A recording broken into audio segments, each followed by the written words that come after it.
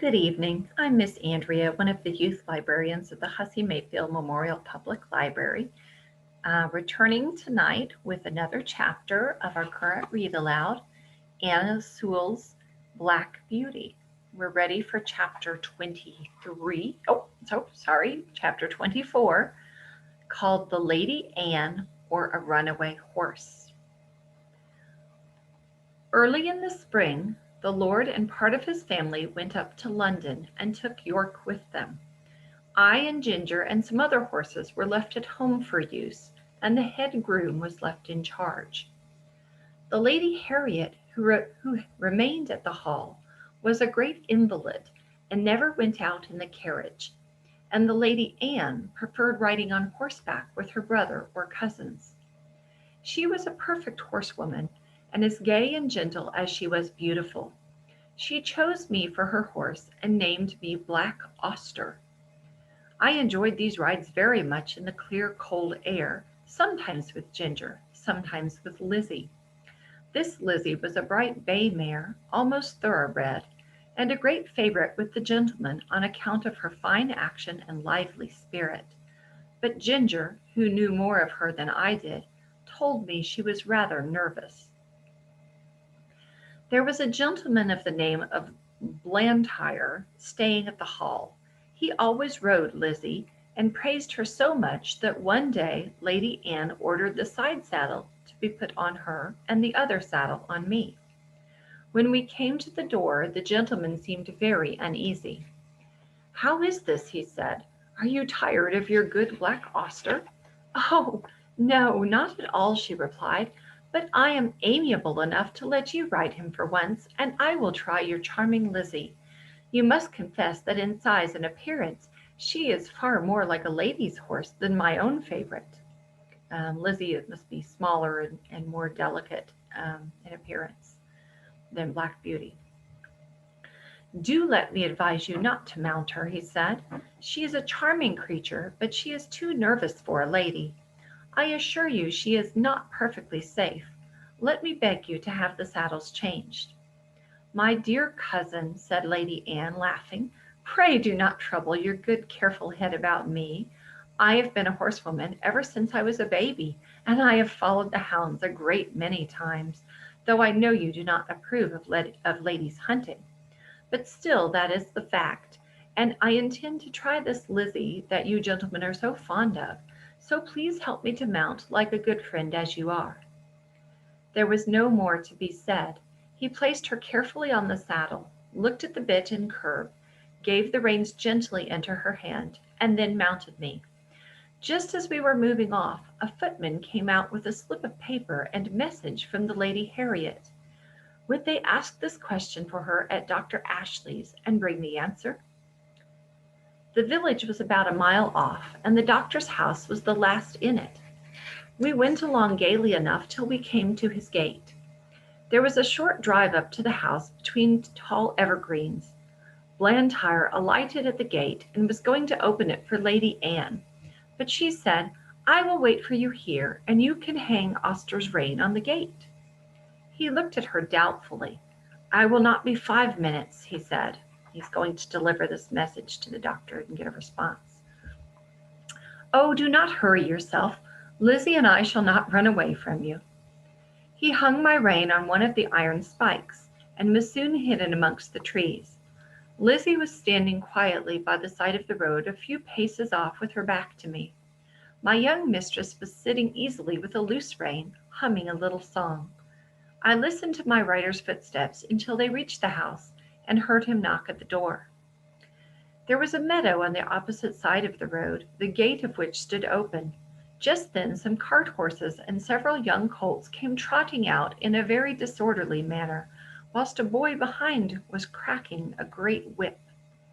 The colts were wild and frolicsome, and one of them bolted across the road and blundered up against Lizzie's hind legs, and whether it was the stupid colt, or the loud cracking of the whip, or both together, I cannot say, but she gave a violent kick and dashed off into a headlong gallop. It was so sudden that Lady Anne was nearly unseated, but she soon recovered herself. I gave a loud shrill neigh for help, Again and again I neighed, pawing the ground impatiently and tossing my head to get the rein loose. So Lizzie has run off, and Black Beauty is trying to get someone to come and help. I had not long to wait. Blantyre came running to the gate. He looked anxiously about and just caught sight of the flying figure, now far away on the road. In an instant he sprang to the saddle. I needed no whip or spur, for I was as eager as my rider. He saw it, and giving me a free rein and leaning a little forward, we dashed after them. So they're chasing them and trying to catch them. For about a mile and a half the road ran straight, and then bent to the right, after which it divided into two roads. Long before we came to the bend she was out of sight. Which way had she turned? A woman was standing at her garden gate, shading her eyes with her hand, and looking eagerly up the road. Scarcely drawing the rein, Blantyre shouted, "Which way?" "To the right," cried the woman, pointing with her hand. Away we went up the right-hand road. Then for a moment we caught sight of her. Another bend, and she was hidden again. Several times we caught glimpses, and then lost them. We scarcely seemed to gain ground upon them at all. An old road mender was standing near a heap of stones, his shovel dropped and his hands raised. As we came near he made a sign to speak. Blantyre drew the rein a little. To the common, sir, she has turned of there." I knew this common very well. It was for the most part very uneven ground, covered with heather and dark green furze bushes, with here and there a scrubby old thorn tree. There were also open spaces of fine short grass, with ant hills and mole turns everywhere. The worst place I ever knew for a headlong gallop. We had hardly turned on the common when we caught sight again of the green habit flying on before us. My lady's hat was gone, and her long brown hair was streaming behind her. Her head and body were thrown back, as if she were pulling with all her remaining strength, and as if that strength were nearly exhausted. It was clear that the roughness of the ground had very much lessened Lizzie's speed, and there seemed a chance that we might overtake her. Whilst we were on the high road, Blantyre had given me my head, but now with a light hand and a practised eye he guided me over the ground in such a masterly manner that my pace was scarcely slackened, and we were decidedly gaining on them. About halfway across the heath there had been a wide dyke recently cut, and the earth from the cutting was cast up roughly on the other side. Surely this would stop them. But no, with scarcely a pause, Lizzie took the leap, stumbled among the rough clods, and fell. So she tried to jump it, but she didn't land well, and she fell. Blantyre groaned, "Now, Auster, do your best." He gave me a steady rein. I gathered myself well together, and with one determined leap cleared both dike and bank. Motionless among the heather, with her face to the earth, lay my poor young mistress. Blantyre kneeled down and called her name. There was no sound. Gently he turned her face upward. It was ghastly white, and the eyes were closed. "Annie, dear Annie, do speak," he cried. There was no answer. He unbuttoned her habit, loosened her collar, felt her hands and wrist, then started up and looked wildly round him for help. At no great distance there were two men cutting turf, who, seeing Lizzie running wild without a rider, had left their work to catch her. Blantyre's halloo soon brought them to the spot. The foremost man seemed much troubled at the sight, and asked what he could do. "Can you ride?" "Well, sir, I bean't much of a horseman, but I'd risk my neck for the Lady Anne. She was uncommon good to my wife in the winter." "Then mount this horse, my friend. Your neck will be quite safe, and ride to the doctor's, and ask him to come instantly. Then on to the hall. Tell them all that you know, and bid them send me the carriage with Lady Anne's maid and help. I shall stay here." "All right, sir. I'll do my best, and I pray God the dear young lady may open her eyes soon." Then seeing the other man, he called out, "Here, Joe, Run for some water and tell my missus to come as quick as she can to the Lady Anne." He then somehow scrambled into the saddle, and with a "gee up" and a clap on my sides with both his legs, he started on his journey, making a little circuit to avoid the dike. He had no whip, which seemed to trouble him, but my pace soon cured that difficulty, and he found the best thing he could do was to stick to the saddle and hold me in, which he did manfully. I shook him as little as I could help, but once or twice on the rough ground he called out, "Steady! Whoa, steady!" On the high road we were all right, and at the doctor's and the hall he did his errand like a good man and true. They asked him in to take a drop of something. "No, no," he said, "I'll be back again by a short cut through the fields, and be there afore the carriage." So he's going back a short cut back to where Lady Anne has fallen, and he's going to get there as quickly as he can. There was a great deal of hurry and excitement after the news became known. I was just turned into my box, and the saddle and bridle were taken off and a cloth thrown over me. Ginger was saddled and sent off in great haste for Lord George, and I soon heard the carriage roll out of the yard.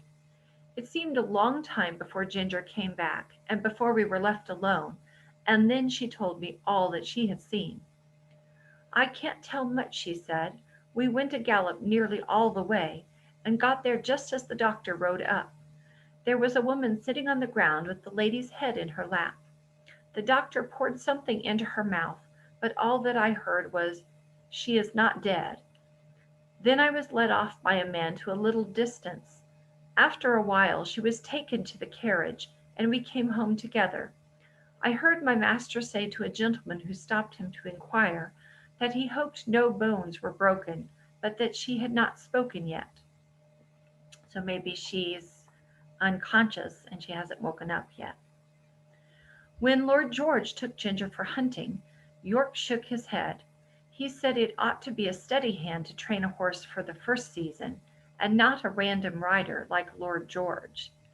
So Lord George is using Ginger to ride out hunting when they ride after a fox or something on horses, and they leap a lot of ditches, and she's not been trained to do this, and he's not the best person to train her how to do it safely.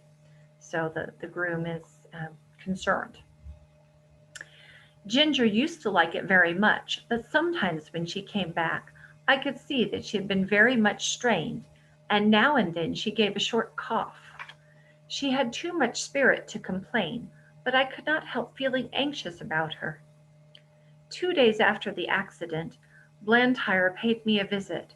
He patted me and praised me very much. He told Lord George that he was sure the horse knew of Annie's danger as well as he did. "I could not have held him in if I would," he said. "She ought never to ride any other horse." I found by their conversation that my young mistress was now out of danger, and would soon be able to ride again. This was good news to me, and I looked forward to a happy life. So much excitement and danger, but it seems like it's going to turn out okay. When Lady Anne recovers, Black Beauty will be there waiting for her. We will see what happens in our next chapter if you join us tomorrow night. Thank you so much. Good evening.